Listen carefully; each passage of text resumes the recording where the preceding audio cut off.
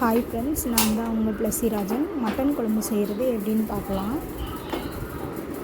நான் ஒரு சின்ன குக்கர் எடுத்திருக்கேன். ஆக்சுவலி நாங்கள் 2 பேருன்றதுனால சின்னதாக ஒரு குக்கர் எடுத்திருக்கேன். கொஞ்சமாக எண்ணெய் ஆட் பண்ணிக்கோங்க. நான் வந்து சமைக்கிறதுக்கு நல்லெண்ணெய் யூஸ் பண்ணியிருக்கேன். எப்பயுமே மட்டனுக்கு நல்லெண்ணெய் தான் யூஸ் பண்ணுவேன். இஞ்சி, பூண்டு, கொஞ்சமாக அந்த ஸ்பைசஸ்லாம் ஆட் பண்ணிக்கோங்க உங்களுக்கு தேவையான அளவு. கொஞ்சமாக எண்ணெயில் பொரிஞ்சு வந்துக்கிறோம்.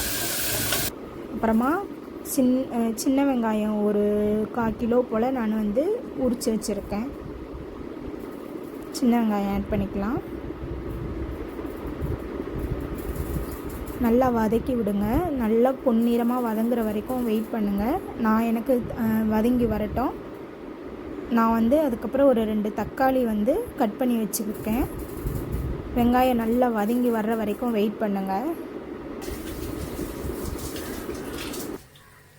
நல்லா வெங்காயம் வதங்கி வந்துருச்சு.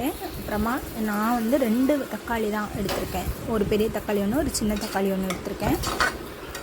நல்லா கிண்டி விடுங்க. தக்காளியும் வெங்காயமும் நல்லா ஒன்று சேர்கிற வரைக்கும், நல்லா மசிகிற வரைக்கும் நல்லா வேக விடுங்க.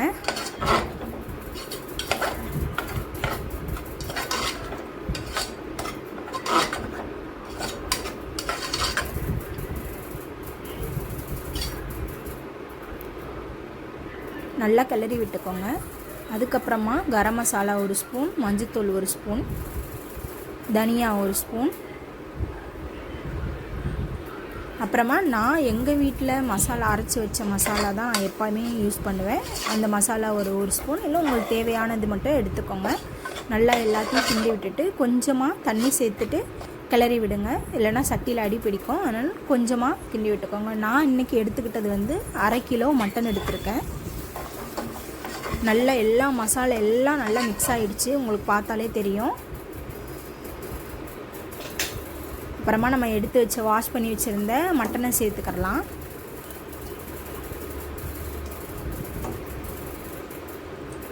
மட்டன் நல்லா ஃப்ரெஷ்ஷாக இருக்குது, உங்களுக்கு நல்லா கிளியராக தெரியும் வீடியோவில். 1/2 kg தான் நான் இப்போ பண்ணுற அளவு வந்து 1/2 kgக்கான அளவு தான். உங்களுக்கு எவ்வளோ நீங்கள் மட்டன் எடுக்கிறீங்களோ அதுக்கு ஏற்ற மாதிரி நீங்கள் மசாலாஸ் ஆட் பண்ணிக்கோங்க. நல்லா கிண்டி விட்டுருங்க. நல்லா மசாலாவோட கறி வந்து நல்லா மிக்ஸ் ஆகிற அளவுக்கு நல்லா கிண்டி விட்டுக்கோங்க. கிண்டி விட்டு கொஞ்சமாக தண்ணி சேர்த்து கொஞ்சம் ஆட் பண்ணிவிட்டு நீங்கள் அதை நல்லா கிளறி விட்டு கொஞ்சம் நேரம் வேக விடுங்க.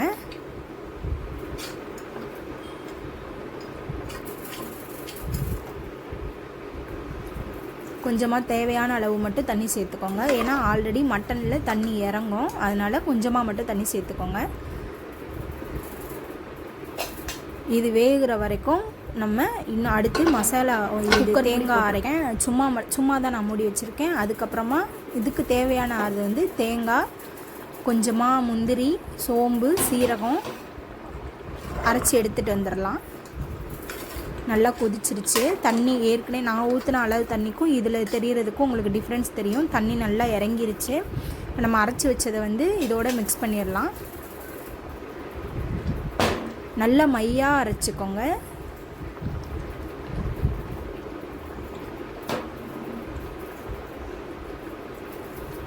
நல்லா மிக்ஸ் பண்ணிடுங்க. இதை நல்லா எல்லாத்தையுமே நல்லா மிக்ஸ் பண்ணிவிட்டு நல்லா கிண்டி விட்டுருங்க. கறியோடு மிக்ஸ் ஆகிற அளவுக்கு உங்களுக்கு பார்த்தாலே தெரியும். நல்லா கொஞ்சம் அந்த கொழப்பு தன்மை கிடைக்கும். தண்ணியாக இல்லாமல் நல்லா மிக்ஸ் ஆகிடுச்சு.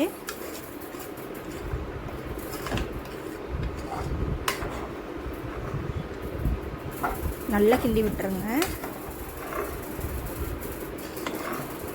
நல்லா கிண்டி விட்டுட்டு இன்னும் கொஞ்சம் உங்களுக்கு தண்ணி தேவை அப்படின்னா நீங்கள் ஆட் பண்ணிக்கோங்க. நாங்கள் 2 பேருன்றதுனால எனக்கு இது போதுமான அளவு.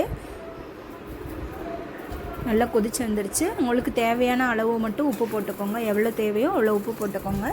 நான் இன்னும் கொஞ்சம் கூட தண்ணி ஆட் பண்ணிக்கிறேன்.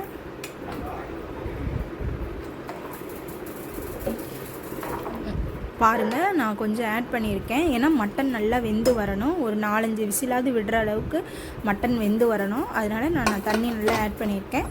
குக்கரை மூடி போட்டுட்டேன். அவ்வளோதான். இதுக்கப்புறமா ஒரு 4-5 விசில் வர்ற வரைக்கும் நம்ம வெயிட் பண்ணலாம். நான் 5 விசிலுக்கு மேலே வந்துருச்சு. குக்கரை ஓப்பன் பண்ணி பார்க்கலாம். நல்லா வெந்திருக்கும் கறி. பார்த்தாலே உங்களுக்கு தெரியும், எண்ணெய்லாம் நல்லா பிரிஞ்சு வந்துருச்சு. வாவ், நல்லா நான் முன்ன ஊற்றின தண்ணிக்கும் இப்போக்கும் உங்களுக்கு டிஃப்ரெண்ட் தெரியும். நல்லா கொழப்பு தன்மையாக இருக்குது. கறி நல்லா வெந்திருக்கிறது உங்களுக்கு பார்த்தாலே தெரியும். இதுக்கப்புறமா ஒரு சின்ன தாளிப்பு மட்டும், சின்ன வெங்காயம் கொஞ்சமாக போட்டுட்டு தாளித்து நம்ம ஊற்றிடலாம்.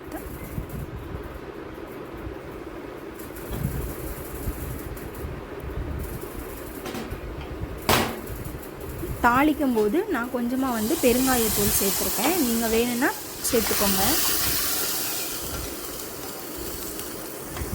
அவ்வளோதான். இதுக்கப்புறம் நான் கொஞ்சம் மல்லி இலை வந்து கட் பண்ணி வச்சுருக்கேன்.